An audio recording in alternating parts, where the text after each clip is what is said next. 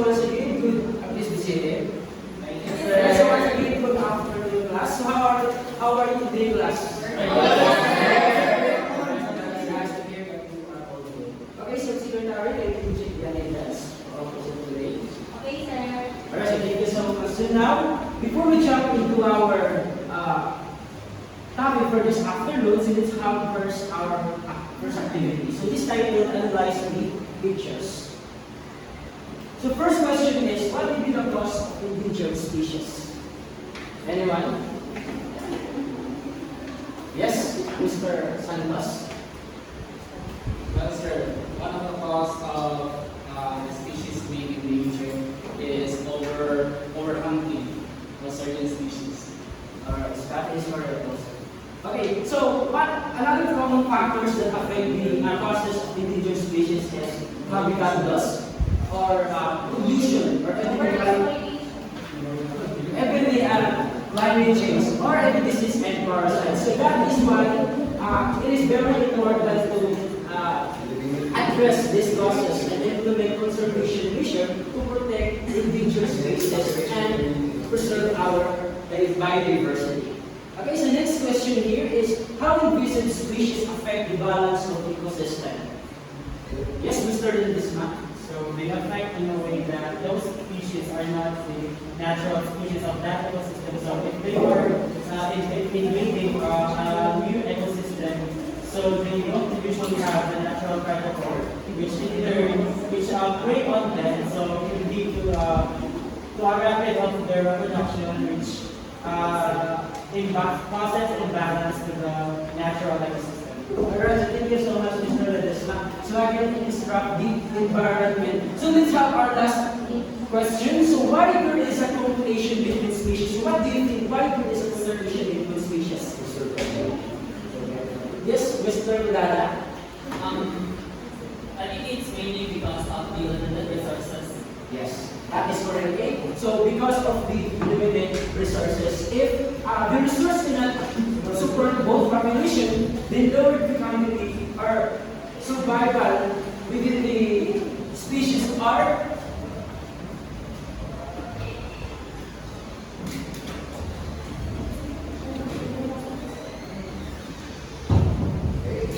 okay, so another thing is, if for example of this competition species is limited resources when it comes to food. Take for example, ungrowing alligators and ungrowing lions. So there is competition when it comes to foods or scarcity of water. So growing lions is that hindi siya gamit ang yung species is not because it's malnutrition. So that's why kailangan nila mag-produce of these species, but in order to have that, kailangan nila makipag-compete sa when it comes to food. So that is why, because of limited resources. Okay, so now let's have our next activity. So I have provided here 3 pictures, and what you have to do is to observe and analyze these pictures. So this time I will divide this into 3 groups. So this is aquatic group, land group, and sky group. Okay? So please have this pictures.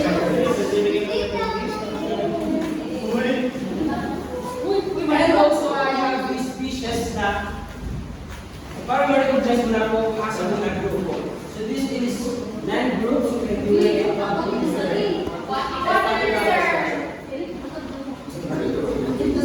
Sky group, and also here is the land group. So can you put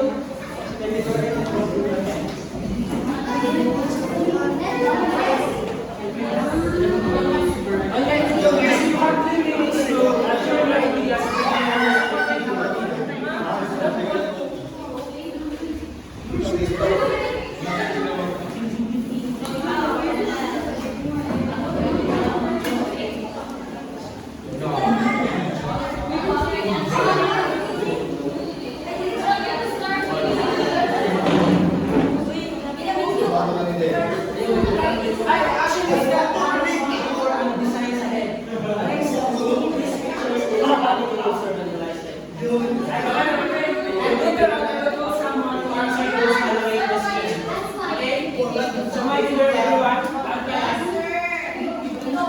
Alright, so 3 minutes is up, so kaya mo sit down.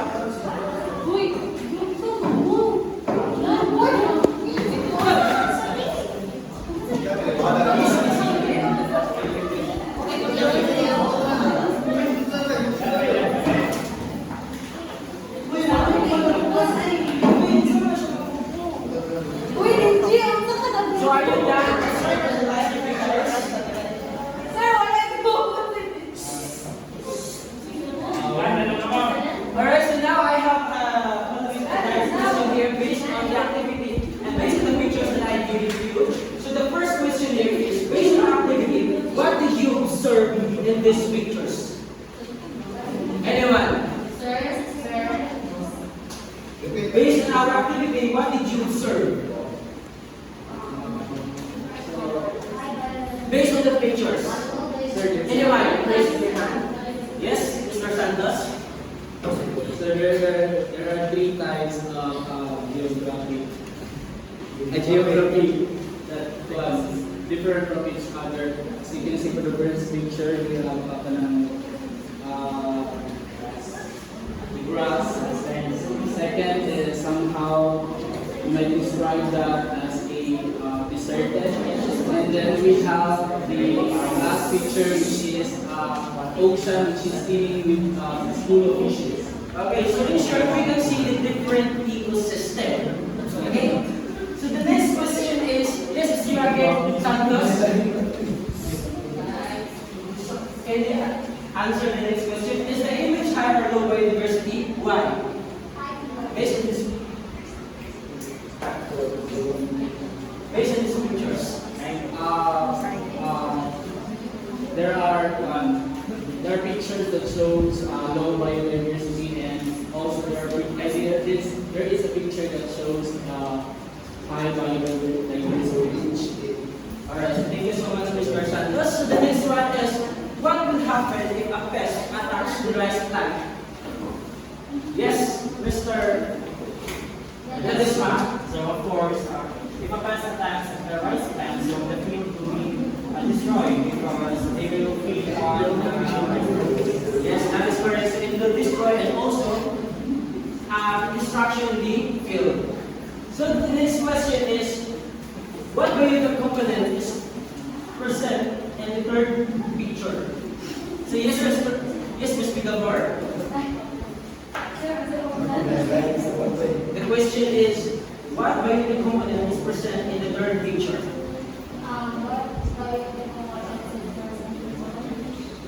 Ano sir? Natin sir, and aside from that sir, the moral is also. Alright, so that is correct. So the last one question is, what is the cause of drought and how it will affect the ecosystem? Anyone? Yes, Mr. Seville. So because of drought, leads to too much concentration of sunlight, leads to the evaporation of water and the cracking of soil. So this phenomenon is affect the ecosystem in a way that leads to the low rate of diverse life in a particular area. Yes, that is correct. Okay, so thank you so much for your active participation. So now let's have our last activity. So this time we still have the same groups, okay? So that group, aquatic group, and also sky group. So it is titled, so the title now is creating slogan. So please read everyone. And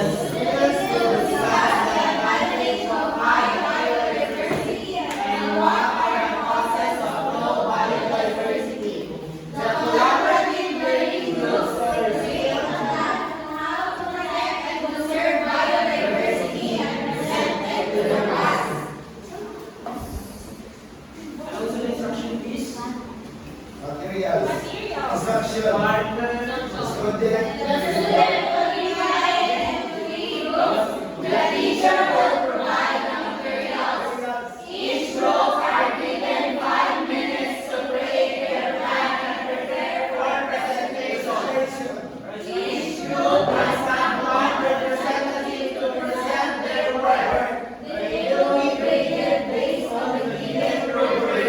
Alright, so you have 5 minutes to finish this task within your perspective. Okay, so what you do is to finish this task within your perspective group, and then that groups will help to organize. Okay?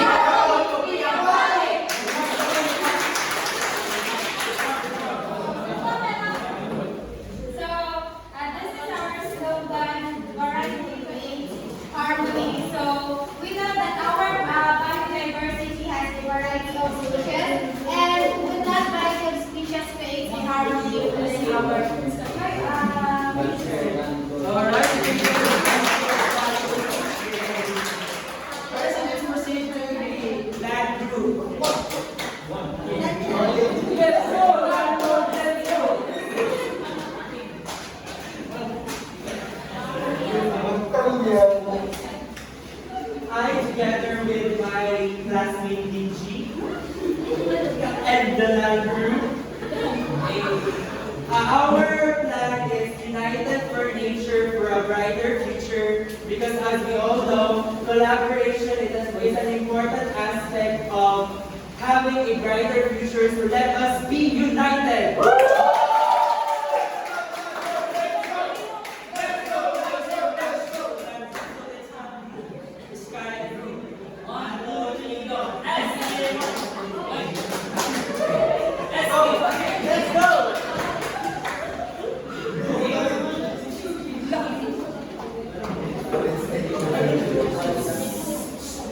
So, this sky group has come up with this slogan that nature nurture your soul, because looking at the nature, it can nurture your soul. Yeah.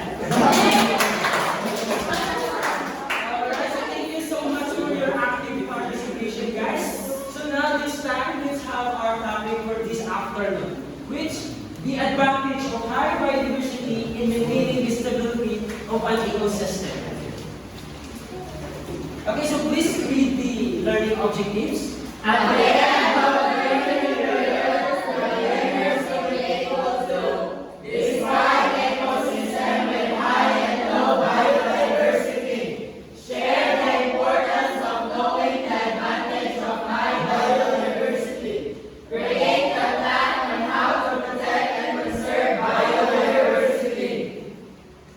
so thank you so much. So now we have given the biodiversity. So we all know from the word biodiversity, bio means and diversity means diversity. That is correct. So do you agree that without biodiversity, life would not sustain? Yes, someone can explain about that. Yes, we can. As the issue of the environment that we depend on other organisms, we depend on other living things in order for us to survive. That's why biodiversity is important to be possessed. Mr. Suarez, so do you agree that without biodiversity, life would not sustain? Yes, sir, because as we all know that biodiversity is very important, because if biodiversity does not exist, it will lead to homogeneity.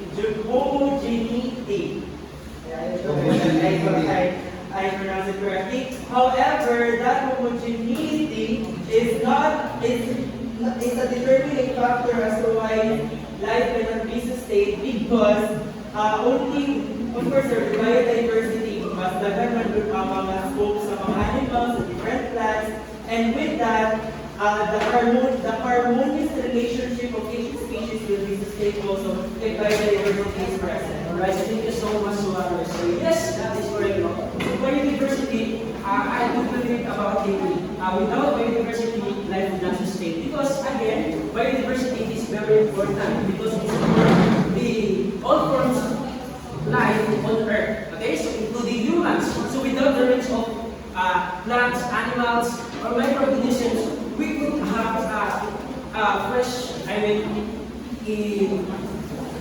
healthy ecosystem. Okay, so we could have a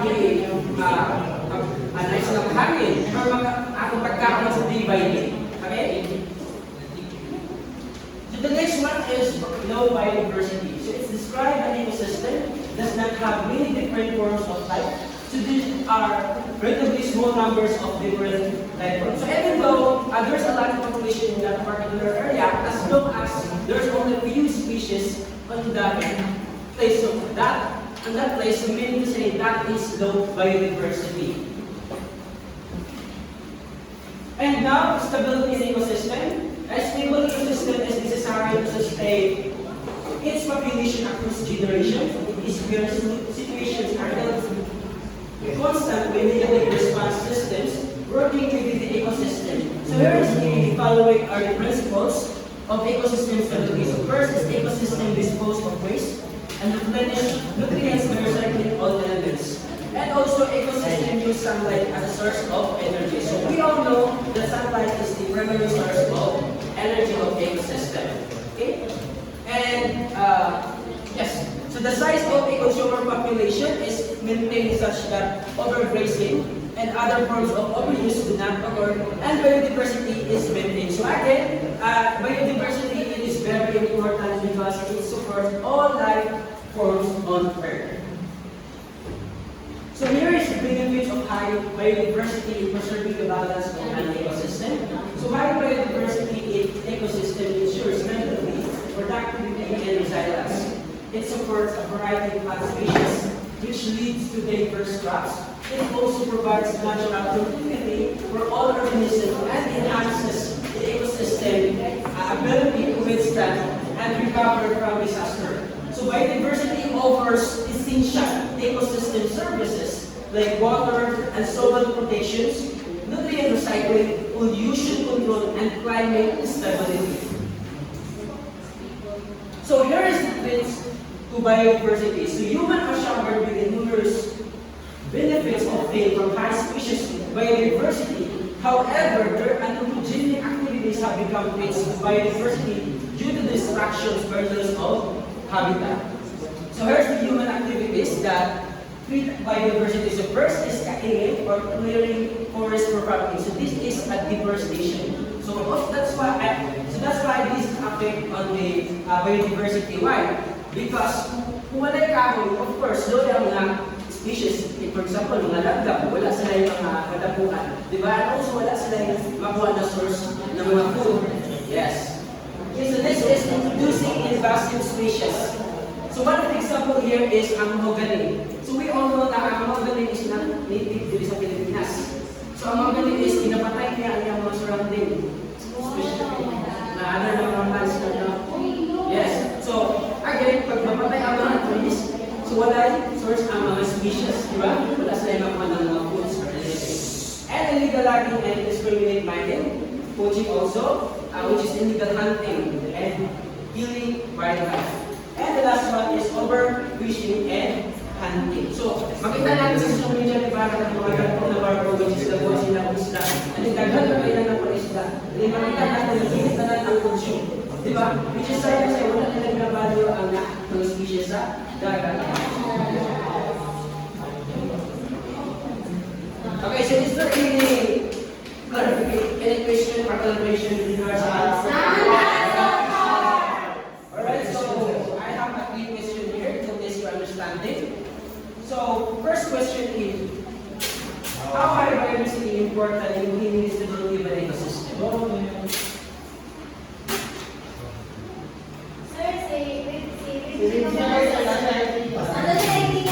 Anyone? Yes?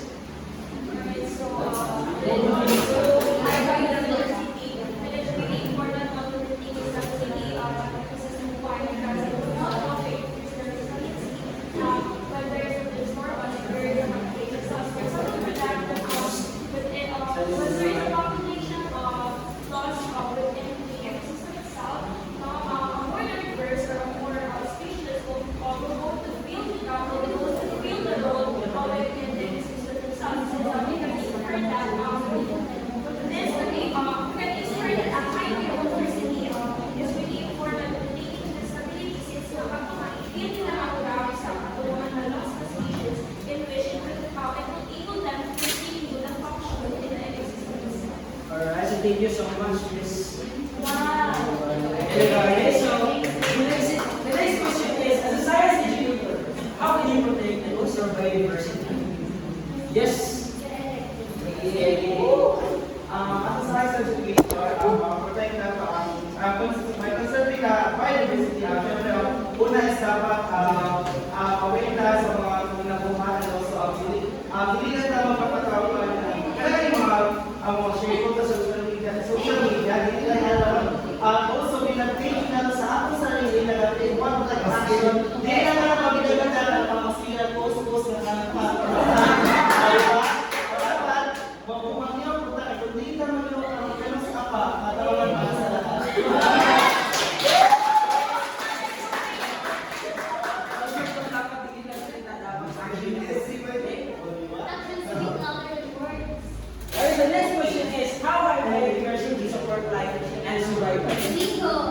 Domingo? I think high biodiversity is important life and survival through providing air and food for the animals to eat and especially humans.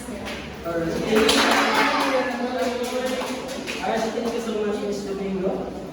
Alright, so now we have for your assessment. So it's action is correct answer. So you have to write the question and also the choices. So please see the one choice paper.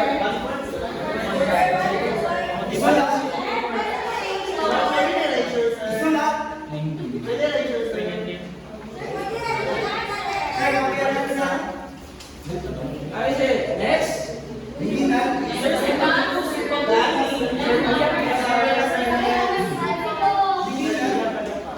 Okay, so please pass your paper forward.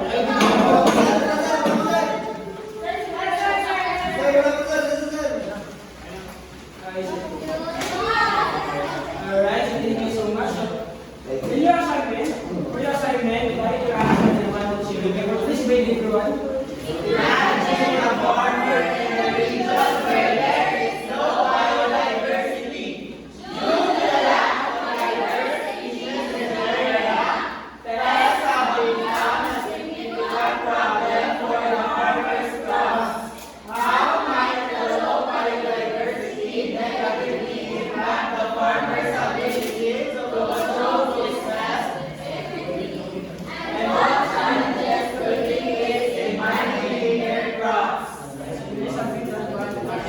And before I end this class, so the whole purpose of education is to turn mirrors into windows.